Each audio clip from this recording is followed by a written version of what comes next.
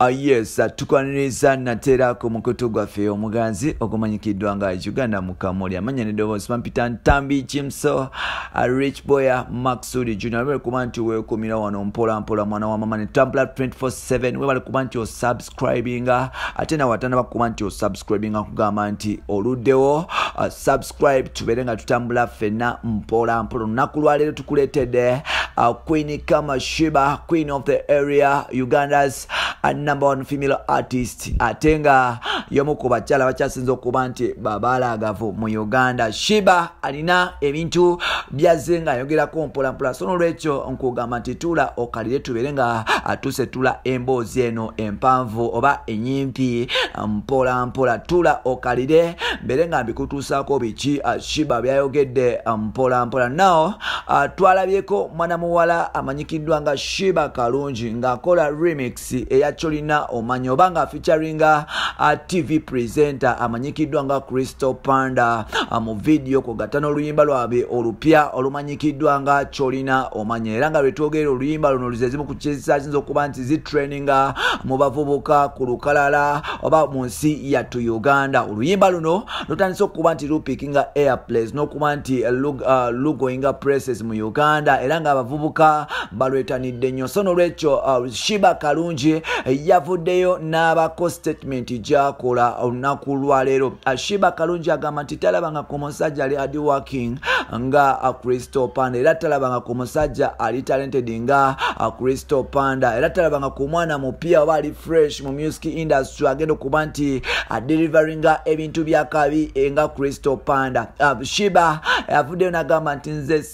sirabangako ku mwana ali royal, ali serious, ali focused, ali hard working nga Crystal Panda. Kino kitegeeza kinti mu music industry ya Uganda ebiseera ebisinga abayimbi abakikwata tebaagala kuba nti bayambako baana bato kuba nti nabo bagusa career yaabwe n'okuba nti babawo omukono okubasika nabo babeeko kye bakola ne kye beekolera n'okuba nti batumbula n'okupromotinga career zaabwe mu music industry. Nti abayimbi abakulu abasinga bagata tebasobola kuba nti bakwatako bannaabwe wabula kye bakola kwe kuba nti bagula media kwogata ne ba DJs okuba nti tebazanya music w'abaana bano abato abatandika okuba nti bata competition because bata nnyo competition bata nnyo like emiti emito ate nga ffenna tukimanyi nti emiti emito gye gigumisa ekibira ate nga n'abantu abamu tebakyasobola kukola bintu bye baali bakola way back. So nolwekyo kizibu nnyo okuba nti osanga omuyimbi omukulu oba ow'amaanyi mu Uganda ng'ayamba omwana omuto ku lo naye ng'ate first time tulabye Queen Kama Mama Shiba Kalungi ng'akwata Crystal Panda ng'amutwala mu studio nga bakola oluyimba era ng'oluyimba luno lwe lumu ku lukyasinze okuba nti zitraininga mu Uganda. Shiba agamba nti ye atalabanga ku mwana wa kabi. Shiba yasazeewo okuba nti ayemulesinga omwana uno era nga kyakola kikulaga nti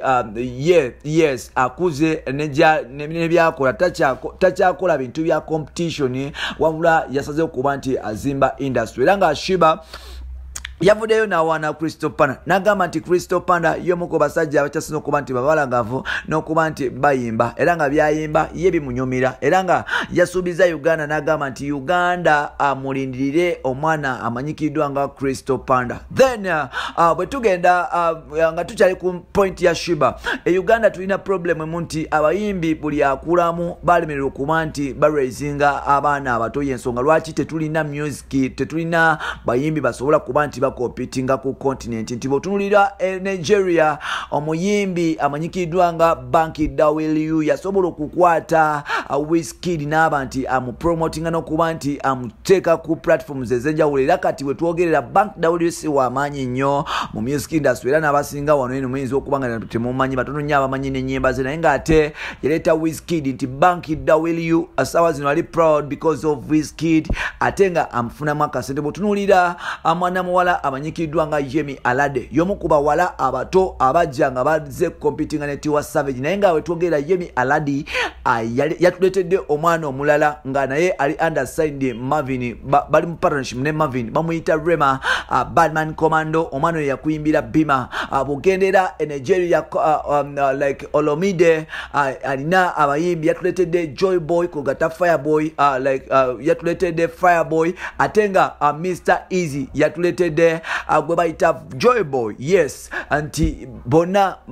bagezako kuba nti baleeta emijiji emito wabula wano Uganda the problem je tukyasinza okuba nti tulina nti abayimbi baffe abayitamu ngamba Bebe Cool ngamba ba Bobby Wine ngamba ba Jose Chameleone ba Ready and Wizo n'abasigaddewo nti buli muyimbi ba Eddie Kenzo nti tebasobola kuba nti bakwatako bayimbi balala mu maaso n'okuba nti bastartingawo record label zaabwe nti kizibu nnyo okuba nti industry yaffe competing now Shiba Kalungi yakikoze ne recently nalabyeko White Bender nga signinga omwana amanyikiddwa nga Dry Kali yomu ku bavubuka abakyasinza okuba nti bayimba ate nga omuvubuka ono Dry Kali ali promising now Shiba naye yagezezaako okuba nti embracing omwana omuto amanyikiddwa nga Crystal Panda no is like akola ebintu ebyenjawulo is an MC event organizer ate nga muyimbi ate nga akola ku TV emanyikiddwa nga NTV so yoyo mwana mulezi amanyikiddwa nga Crystal Panda yes yoyo Crystal Panda Shiba agezezaako okuba nti akyusa mindset y'abana Uganda n'aba nti atandise okuleeta abayimbi mpola mpola kino nno kye tubadde tulakinga Shiba no gye tubadde tulakinga naye nga ate Shiba azaabikola Shiba yatuleetera Grenade official replacement Shiba aze akola collabo ez'enjawulo n'abayimbi abalala yatuleetera White Bender Farmer twali tetumanyi n'abayimbi abalala kati yafusazeewo okuba nti akwata ku Crystal Panda ngamba nti big up on yourself Shiba Kalungi kyokola gye kiri unless like kyakola kizimba industry ate nga kijja tuleetera okubeera nti tufuna abayimbi abali cream mu maaso so big up on yourself Shiba n'abayimbi abalala bannange mukope mutandikire wano kuba nti mupikinga left because like you can't stay on top for the rest of your life tulaba Shiba kiri naye alina abaana balesa ate nga bajja kubeera proud of her mu maaso bino n'ebirala bye bolina mu episodes zaffe zitakosikadde Ntambi Kimso wekumire wano mpola mpola follow us on all social media platforms bye